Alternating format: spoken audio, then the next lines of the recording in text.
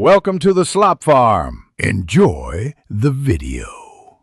You begin by preparing the device and environment. Power the unit and confirm batteries are good. This prevents signal dropouts.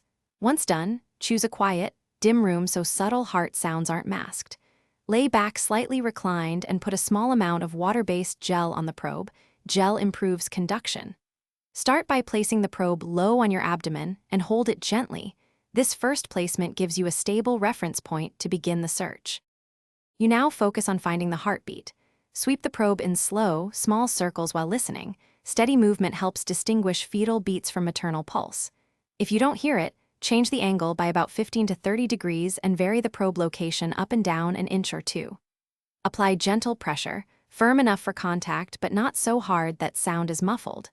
Once you detect a consistent, rapid rhythm, hold steady to confirm beats per minute.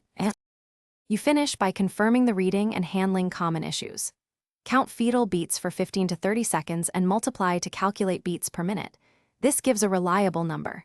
If you can't find a heartbeat, change positions, try a slightly different probe location, or drink water and rest for 15 to 20 minutes. Hydration can improve acoustic conditions. One key troubleshooting tip: if sounds are unclear, reapply gel and retest. Persistent inability.